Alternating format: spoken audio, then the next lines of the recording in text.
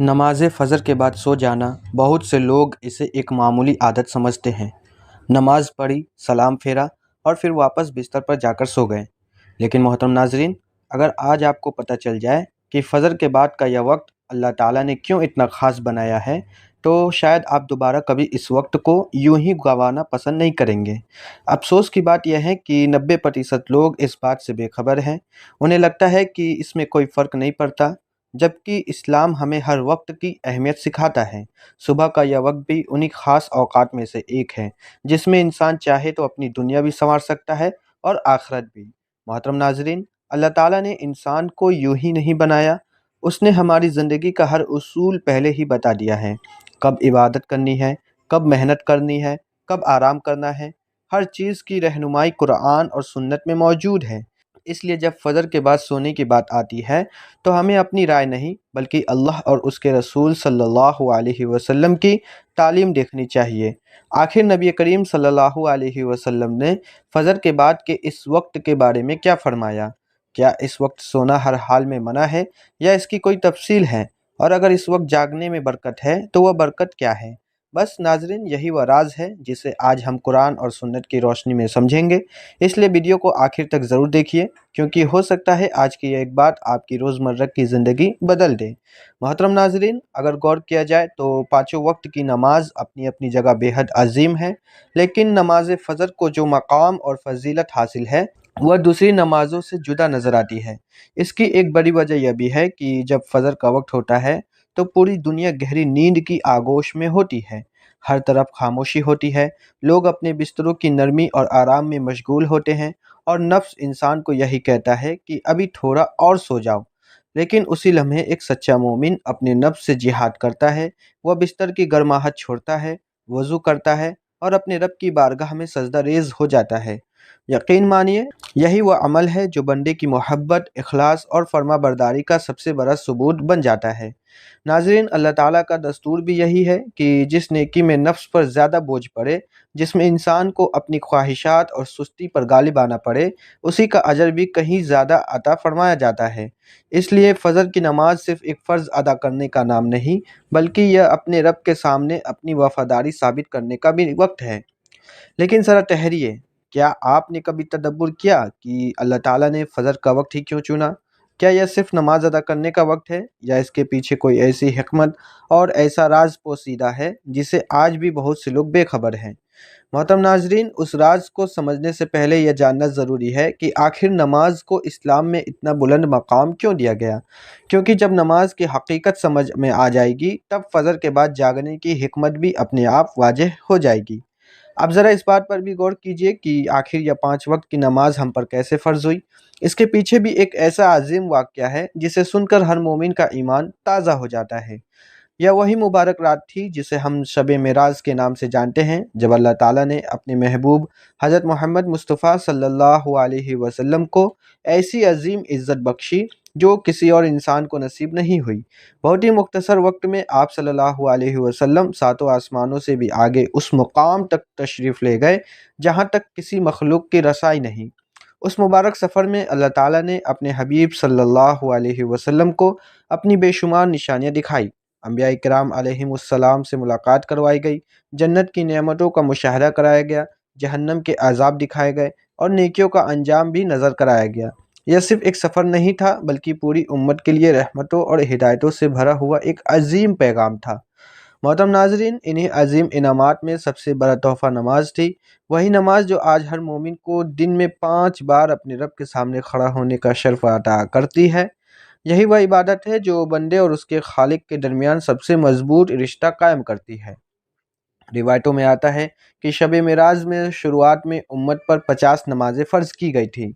वापसी के दौरान हज़रत मूसा अलैहिस्सलाम ने अर्ज़ किया कि आपकी उम्मत के लिए यह बोझ भारी होगा, आप अपने रब की बारगाह में तख़फ़ीफ़ की दरख्वास्त कीजिए। चुनांचे नबी करीम सल्लल्लाहु अलैहि वसल्लम बार बार अपने रब की बारगाह में हाज़िर हुए और हर बार अल्लाह ताला ने अपनी रहमत से नमाज़ों की तादाद कम फरमा दी।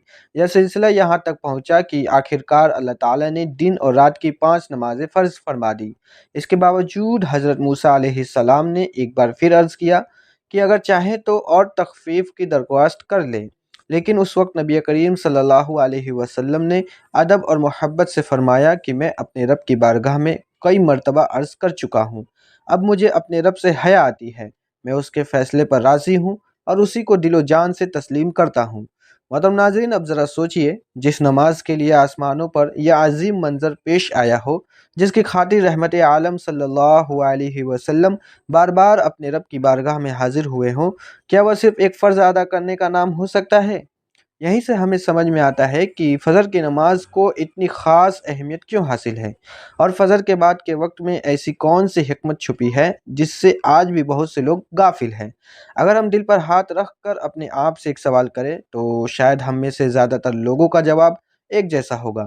پانچوں وقت کی نماز اپنی جگہ فرض اور لازمی ہے، لیکن اگر کسی نماز میں سب سے زیادہ نفس سے مقابلہ کرنا پڑتا ہے تو وہ نماز فجر ہے، کیونکہ اس وقت نیند اپنی انتہا پر ہوتی ہے، بستر کی نرمی انسان کو اپنی طرف کھینچ رہی ہوتی ہے، اور شیطان یہی چاہتا ہے کہ بندہ کچھ دیر اور سوتا رہے۔ لیکن ناظرین، یہی وہ لمحہ ہوتا ہے جہاں ایک مومن اور غافل انسان کے درمیان فرق نظر آتا ہے۔ جو اپنے رب کی پکار پر لبیک کہہ کر اٹھ کھڑا ہوتا ہے، اللہ تعالیٰ اس کے لیے ایسی برکتیں مقدر فرماتا ہے جن کا اندازہ ہر کسی کو نہیں ہوتا۔ اگر انسان فجر کے اس وقت کی حقیقت اور اس کے اندر چھپی حکمت کو سمجھ لے تو یقین مانیے وہ کبھی بھی فجر کی نماز کو ہلکے میں نہیں لے گا۔ محترم ناظرین، اب ذرا نماز فجر کی فضیلت بھی سن لیجئے۔ اس کی عظمت کا اندازہ اس سے لگائیے کہ اللہ رب العزت نے خود قرآن مجید میں فجر کی قسم ارشاد فرمائی، قسم ہے فجر کی اور 10 راتوں کی اور ضبط اور طاق کی اور رات کی جب وہ رخصت ہونے لگے۔ پھر اللہ تعالیٰ فرماتا ہے کہ ان قسموں میں عقل رکھنے والوں کے لیے بڑی نصیحت موجود ہے۔ سوچئے ناظرین، جس وقت کی قسم خود اللہ تعالیٰ اٹھائے اس وقت کی اہمیت کتنی بلند ہوگی۔ اسی طرح ام المؤمنین حضرت عائشہ صدیقہ رضی اللہ عنہا سے روایت ہے کہ رسول اللہ صلی اللہ علیہ وسلم نے ارشاد فرمایا، فجر کی 2 رکعتیں دنیا اور اس کی تمام نعمتوں سے بہتر ہیں۔ ناظرین، یہ کوئی معمولی فضیلت نہیں، دنیا کی ہر دولت، ہر آرام اور ہر نعمت ایک طرف اور فجر کی 2 رکعتیں ایک طرف۔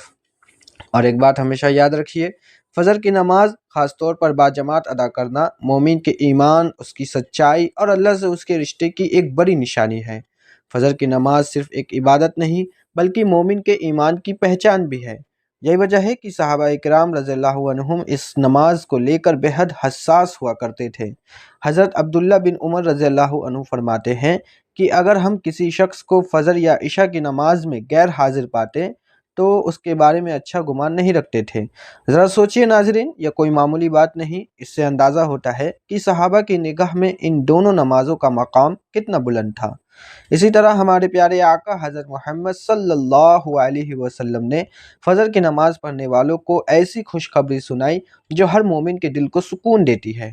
آپ نے ارشاد فرمایا کہ جو شخص سورج نکلنے سے پہلے اور سورج غروب ہونے سے پہلے کی نماز یعنی فجر اور عصر کی پابندی کرتا ہے وہ جہنم کی آگ میں داخل نہیں ہوگا۔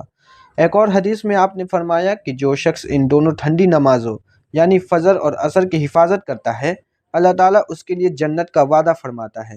محترم ناظرین، جہاں فجر کی نماز پر اتنی بڑی بڑی فضیلتیں بیان کی گئی ہے، وہیں اسے چھوڑ دینے والوں کے لیے سخت تنبیہ بھی آئی ہے۔ روایت میں آتا ہے کہ ایک بار رسول اللہ صلی اللہ علیہ وسلم کے سامنے ایسے آدمی کا ذکر کیا گیا جو صبح ہونے تک سویا رہتا تھا اور فجر کی نماز ادا نہیں کرتا تھا۔ یہ سن کر نبی کریم صلی اللہ علیہ وسلم نے ارشاد فرمایا کہ ایسے شخص کے کانوں میں شیطان پیشاب کر دیتا ہے۔ ناظرین، اس حدیث کا مقصد ہمیں ڈرانا نہیں بلکہ یہ احساس دلانا ہے کہ شیطان سب سے زیادہ یہی چاہتا ہے کہ انسان فجر کی نماز سے محروم رہ جائے۔ اب سوال یہ ہے کہ آخر ہم فجر کے لیے آسانی سے کیسے اٹھ سکتے ہیں؟ سب سے پہلی بات، کوشش کیجئے کہ رات کو بے وجہ دیر تک جاگنے سے پرہیز کریں اور وقت پر سو جائیں۔ دوسری بات، سونے سے پہلے دل میں پکا ارادہ کر لیں کہ انشاءاللہ میں فجر کی نماز باجماعت ادا کروں گا، کیونکہ سچی نیت بھی اللہ کی مدد کو اپنی طرف کھینچتی ہے۔ تیسری بات، ظاہری اسباب بھی اختیار کیجئے، جیسے الارم صحیح وقت پر لگائیے، اسے ایسی جگہ رکھیے کہ بند کرنے کے لیے بستر سے اٹھنا پڑے، اگر ضرورت ہو تو گھر کے کسی فرد سے بھی جگہ دینے کی گزارش کر دیجئے۔ انشاءاللہ جب نیت بھی سچی ہو اور اسباب بھی پورے کیے جائیں تو اللہ تعالیٰ فجر کے لیے اٹھنا آسان فرما دیتا ہے۔ اور اگر کسی دن اتفاق سے آنکھ دیر سے کھلے تو مایوس ہونے کے بجائے سب سے پہلے اٹھ کر نماز ادا کر لیجئے۔ اللہ تعالیٰ نیتوں کو بھی دیکھتا ہے، لیکن اگر کوئی شخص اسے اپنی عادت بنا لے، ہر روز لاپرواہی کرتا رہے اور فجر کو ہلکا سمجھنے لگے، تو یہی بات اس کے لیے خطرے کی گھنٹی ہے۔ آج کی دنیا میں ایک عجیب کیفیت عام ہوتی جا رہی ہے۔ لاکھوں لوگ ایسے ہیں جو رات بھر کروٹیں بدلتے رہتے ہیں، مگر نیند ان کی آنکھوں سے کوسوں دور رہتی ہے۔ تھکا ہوا جسم، پریشان ذہن اور بے جان دل، یہی ان کی روزمرہ کی زندگی بن چکی ہے۔ دن بھر کی مشقت کے باوجود جب رات کو بھی چین کی نیند نصیب نہ ہو تو انسان صرف جسمانی نہیں بلکہ روحانی طور پر بھی ٹوٹنے لگتا ہے۔ افسوس کی بات یہ ہے کہ زیادہ تر لوگ اس کا علاج دوائیوں میں تلاش کرتے ہیں، لیکن اپنے رب سے دور ہونے کی اس کی وجہ نہیں سمجھتے۔ رات بھر دنیا کی فکر، موبائل کی اسکرین اور بیکار مشغلوں میں وقت گزر جاتا ہے۔ پھر جب فجر کا وقت قریب آتا ہے تو کچھ دیر کے لیے آنکھ لگتی ہے اور انسان یہی سمجھتا ہے کہ اب یہی اس کی راحت ہے۔ لیکن ناظرین، حقیقت اس سے بالکل جدا ہے۔ وہ نیند جسم کو آرام تو دے سکتی ہے، مگر دل کو سکون نہیں دیتی۔ اس لیے بہت سے لوگ 8 گھنٹے سو کر بھی تھکے ہوئے اٹھتے ہیں، اور کچھ لوگ تھوڑی دیر آرام کر کے بھی تر و تازہ محسوس کرتے ہیں۔ فرق صرف اتنا ہوتا ہے کہ ایک نے اپنے دن کی شروعات اللہ کے ذکر سے کی اور دوسرے نے غفلت سے۔ کبھی آپ نے تدبر کیا، جب انسان رات بھر بے چین رہتا ہے اور آخر میں فجر کے وقت نیند اس پر غالب آتی ہے، تو کیا یہ صرف اتفاق ہے یا پھر شیطان یہی چاہتا ہے کہ بندہ اس مبارک وقت کی برکتوں سے محروم رہ جائے؟ محترم ناظرین، بہت کم لوگ ایسے ہوتے ہیں جو اس وقت اپنے دل کی وہ خاموش آواز سن لیتے ہیں جو ان سے کہتی ہے، اٹھو، اپنے رب کے سامنے کھڑے ہو جاؤ، وضو کرو، نماز ادا کرو اور اپنے دل کو اللہ کے ذکر سے زندہ کر لو۔ یقین مانیے، جو لوگ اس پکار پر لبیک کہتے ہیں، اللہ تعالیٰ ان کی زندگی میں ایسا سکون اتار دیتا ہے جسے دنیا کی کوئی دوا نہیں دے سکتی۔ اسی موضوع پر ایک بےحد دل نشین صوفیانہ نظم بھی مشہور ہے، جس کا ترجمہ ایک مسلم دانشور نے کیا۔ اس نظم کا ایک جملہ دل کو جھنجھوڑ دیتا ہے: دوبارہ مت سو جانا، صبح کی ٹھنڈی ہوائیں تمہارے لیے ایک راز لے کر آتی ہے۔ دوبارہ مت سونا، اپنے دل سے پوچھو تم آخر چاہتے کیا ہو۔ ناظرین، یہ صرف شاعری نہیں بلکہ ایک گہری حقیقت کی طرف اشارہ ہے، کیونکہ فجر کا وقت وہ لمحہ ہے جب زمین اور آسمان کے درمیان رحمتوں کا ایک خاص سلسلہ قائم ہوتا ہے، اور یہ کوئی اندازہ نہیں بلکہ اس کی طرف احادیث مبارکہ بھی رہنمائی کرتی ہے۔ رسول اکرم صلی اللہ علیہ وسلم نے ارشاد فرمایا کہ رات اور دن کے فرشتے باری باری انسانوں کے ساتھ رہتے ہیں، اور فجر و عصر کے وقت ان کی ڈیوٹیاں تبدیل ہوتی ہے۔ پھر جو فرشتے اوپر لوٹتے ہیں، اللہ تعالیٰ، حالانکہ وہ سب کچھ جانتا ہے، ان سے فرماتا ہے: تم نے میرے بندوں کو کس حال میں چھوڑا؟ فرشتے عرض کرتے ہیں: اے ہمارے رب، جب ہم انہیں چھوڑ کر آئے تب بھی وہ تیری عبادت میں مشغول تھے، اور جب ہم ان کے پاس پہنچے تب بھی انہیں نماز ادا کرتے ہوئے پایا۔ اب شاید آپ کے ذہن میں یہ سوال بھی پیدا ہو رہا ہوگا کہ آخر فجر اور عصر کے اوقات میں سونے سے کیوں منع کیا جاتا ہے؟ کیا یہ صرف ایک دینی حکم ہے یا اس کے پیچھے کوئی ایسی حکمت بھی ہے جسے انسان اپنی زندگی میں محسوس کر سکتا ہے؟ دلچسپ بات یہ ہے کہ کچھ ماہرین بھی یہ کہتے ہیں کہ صبح سورج طلوع ہونے کے قریب کا وقت انسانی جسم کے لیے بے حد تازگی بھرا ہوتا ہے۔ اس لمحے فضا میں ایک الگ طرح کی تراوت محسوس ہوتی ہے اور انسان کا جسم نئے دن کے لیے اپنے آپ کو تیار کرتا ہے۔ اگر کوئی شخص اس مبارک وقت کو غفلت میں سو کر گزار دیتا ہے تو وہ اس تازگی اور سرگرمی سے محروم رہ سکتا ہے جو پورے دن اس کے جسم اور ذہن پر اچھا اثر ڈالتی ہے۔ اسی طرح شام کے وقت بھی کچھ اہل علم اس بات کی طرف توجہ دلاتے ہیں کہ اس اوقات میں سستی اور بوجھل پن انسان پر جلدی غالب آ سکتا ہے۔ شاید یہی وجہ ہے کہ بہت سے لوگ عصر کے بعد گہری نیند لے کر اٹھتے ہیں تو ان کا سر بھاری محسوس ہوتا ہے، طبیعت بوجھل لگتی ہے اور جسم میں پہلے جیسی چستی باقی نہیں رہتی۔ محترم ناظرین، چاہے ہم ان باتوں کی تمام حکمتوں کو سمجھ پائے یا نہ سمجھ پائے، لیکن ایک مومن کے لیے سب سے بڑی بات یہ ہے کہ وہ اللہ اور اس کے رسول صلی اللہ علیہ وسلم کی تعلیمات پر بھروسہ رکھے، کیونکہ بہت سی حکمتیں ایسی ہوتی ہیں جن کا علم انسان کو بعد میں ہوتا ہے، جبکہ اللہ کا حکم پہلے ہی آ چکا ہوتا ہے۔ یہی وجہ ہے کہ نماز فجر کے بارے میں جتنی فضیلتیں احادیث میں بیان ہوئی ہے، شاید ہی کسی اور عمل کے بارے میں اتنی تاکید ملتی ہو۔ رسول اکرم صلی اللہ علیہ وسلم نے ارشاد فرمایا کہ اگر لوگوں کو عشاء اور فجر کی نماز کا ثواب اور فضیلت معلوم ہو جائے تو وہ ہر حال میں ان نمازوں کے لیے آئیں گے، چاہے انہیں گھسیٹ کر ہی کیوں نہ آنا پڑے۔ ذرا تدبر کیجئے ناظرین، ایک طرف یہ عظیم بشارتیں ہیں، اتنی بڑی فضیلتیں ہیں، اور دوسری طرف ہماری غفلت، ہماری سستی اور ہماری لاپرواہی۔ یہی وہ چیز ہے جس پر ہر مومن کو اپنے دل میں غور کرنا چاہیے۔ محترم ناظرین، اب تک ہم نے فجر کی نماز کی فضیلت بھی سنی اور اس کی عظمت بھی جانی، لیکن اب آتے ہیں اس سوال کی طرف جس کے لیے شاید آپ شروع سے اس ویڈیو کو دیکھ رہے ہیں۔ آخر فجر کی نماز کے بعد سونے کا راز کیا ہے؟ کیا واقعی اس وقت سونا منع ہے؟ اور اس بارے میں نبی کریم صلی اللہ علیہ وسلم نے کیا تعلیم فرمائی؟ سب سے پہلے ایک بات اپنے ذہن میں بٹھا لیجئے کہ بہت سے لوگ بنا علم کے کہہ دیتے ہیں کہ فجر کے بعد سونا حرام ہے، جبکہ حقیقت یہ ہے کہ قرآن مجید میں اس طرح کی کوئی صاف مناہی موجود نہیں، لیکن صبح کے اس مبارک وقت کی ایسی فضیلت ضرور بیان کی گئی ہے کہ ایک مومن کا دل خود ہی اس وقت کو غنیمت سمجھنے لگتا ہے۔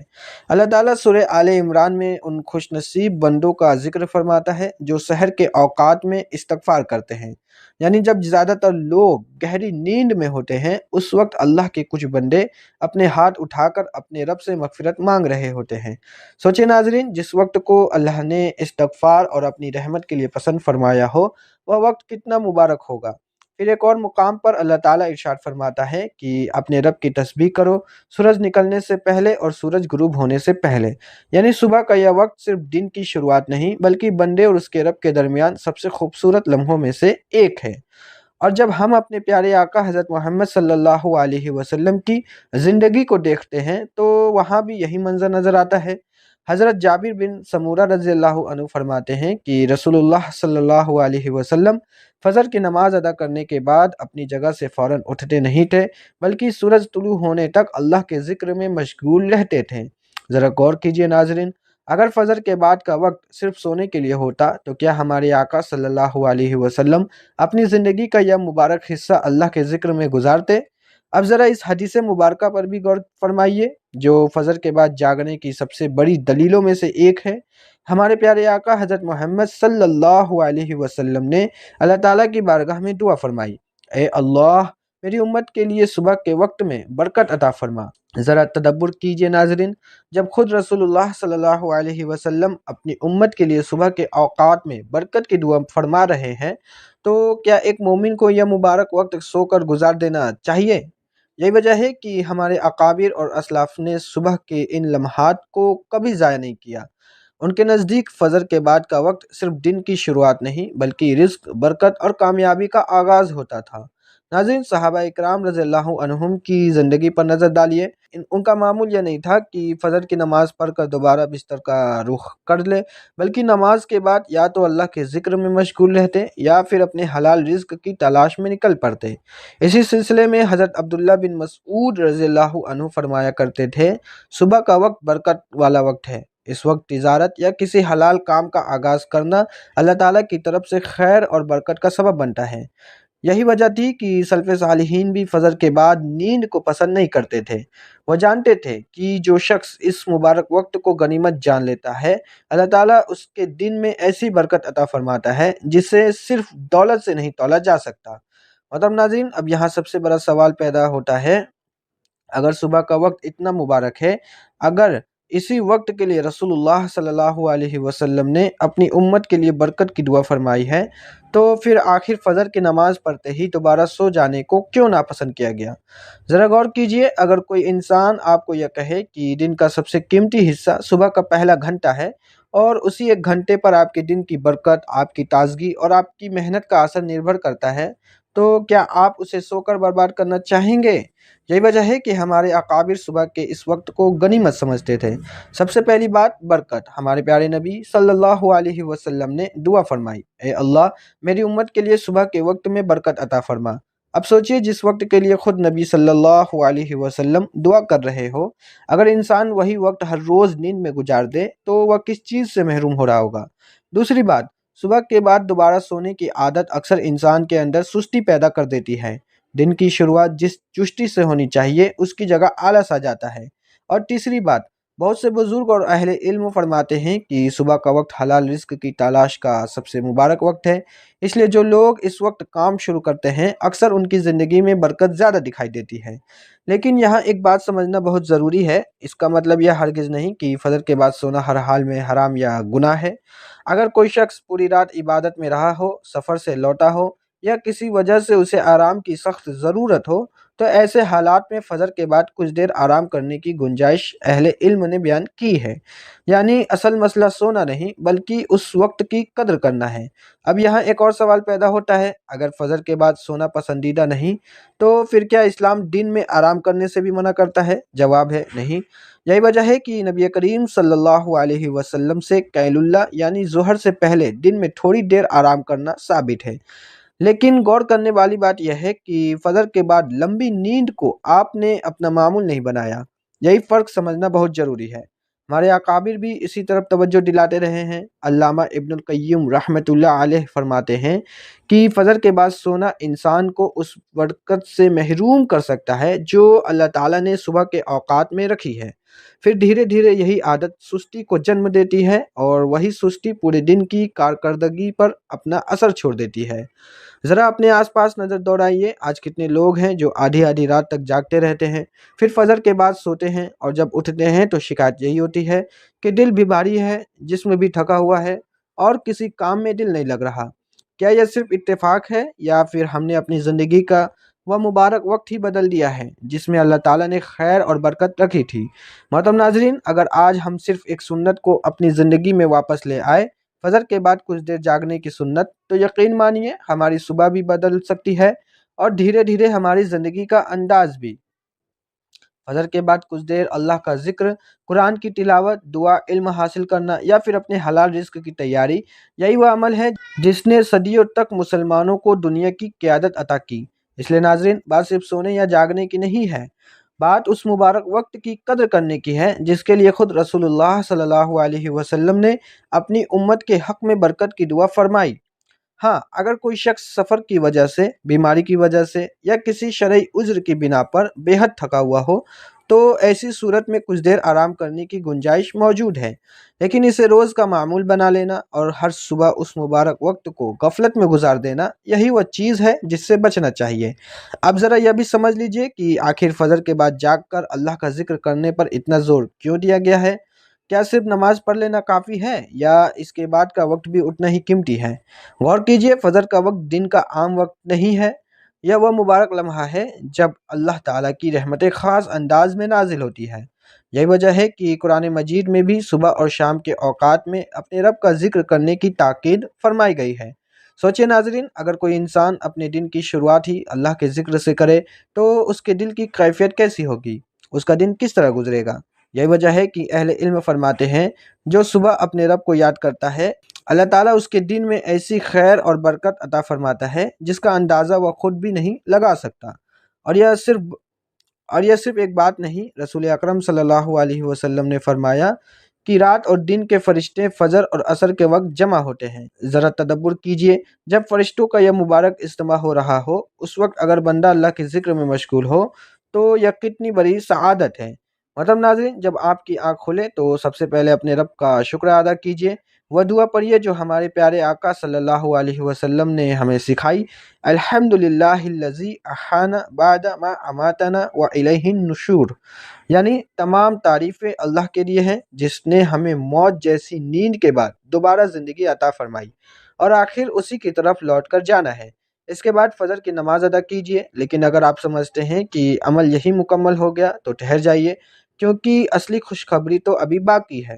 رسول اللہ صلی اللہ علیہ وسلم نے فرمایا کہ جو شخص فجر کی نماز باجماعت ادا کرے پھر اپنی جگہ بیٹھ کر اللہ کا ذکر کرتا رہے یہاں تک کہ سورج طلوع ہو جائے اور اس کے بعد 2 رکعت نماز ادا کرے تو اسے ایک مکمل حج اور ایک مکمل عمرے کے برابر ثواب عطا کیا جاتا ہے۔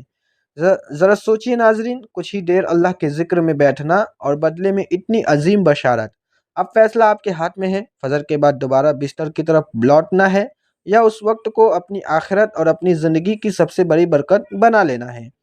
اگر آپ نے فجر کی نماز ادا کر لی ہے تو کوشش کیجئے کہ کچھ دیر اپنے مصلی پر بیٹھ کر اللہ کا ذکر بھی کرے۔ یقین مانیے یہی وہ لمحے ہیں جن میں بندے اور اس کے رب کے درمیان رحمتوں کے دروازے کھلتے ہیں۔ سب سے پہلے سبحان اللہ و بحمدہ 100 مرتبہ پڑھیے۔ اس کے بعد جتنی کثرت سے ہو سکے استغفر اللہ کا ورد کیجیے۔ پھر لا الہ الا اللہ وحدہ لا شریک لہ کی کثرت کیجیے۔ یہ ایسے اذکار ہیں جو دل کو زندہ کرتے ہیں، گناہوں کی گرد دھوتے ہیں اور بندے کو اپنے رب کے اور قریب لے جاتے ہیں۔ اور ناظرین، آیت الکرسی کو ہرگز نہ بھولیے۔ ہمارے پیارے آقا صلی اللہ علیہ وسلم نے فرمایا کہ جو شخص ہر فرض نماز کے بعد آیت الکرسی پڑھے اس کے اور جنت کے درمیان صرف موت کا فاصلہ رہ جاتا ہے۔ ذرا سوچئے اتنی چھوٹی سی تلاوت اور کتنی عظیم بشارت۔ اسی طرح فجر کے بعد قرآن مجید کی تلاوت کا بھی اپنا ایک الگ مقام ہے۔ اللہ تعالیٰ خود ارشاد فرماتا ہے کہ اور فجر کے وقت قرآن کی تلاوت کیا کرو کیونکہ فجر کی تلاوت پر فرشتے حاضر ہوتے ہیں۔ یعنی یہ صرف تلاوت نہیں بلکہ ایسا مبارک وقت ہے جس میں آسمان کے فرشتے بھی گواہ بنتے ہیں۔ اب فیصلہ ہمارے ہاتھ میں ہے، فجر کے بعد دوبارہ نیند کی آغوش میں چلے جائیں یا کچھ لمحے اپنے رب کے ذکر میں گزار کر اپنی دنیا اور آخرت دونوں کو سنوار لیں۔ اللہ تعالیٰ ہم سب کو 5 وقت کی نماز کی پابندی نصیب فرمائے، فجر کی نماز کی قدر کرنے کی توفیق عطا فرمائے اور ہمیں ان خوش نصیب بندوں میں شامل فرمائے جن کی صبح اللہ کے ذکر سے شروع ہوتی ہے۔ آمین یا رب العالمین۔ ناظرین، اگر آپ نے یہاں تک ویڈیو دیکھی ہے تو کمنٹ باکس میں اللہ تعالیٰ کے 99 اسماء حسنہ میں سے کوئی ایک مبارک نام ضرور لکھیے۔ اللہ تعالیٰ ہم سب پر اپنی رحمت، برکت اور حفاظت کا سایہ ہمیشہ قائم رکھے۔ السلام علیکم ورحمۃ اللہ وبرکاتہ۔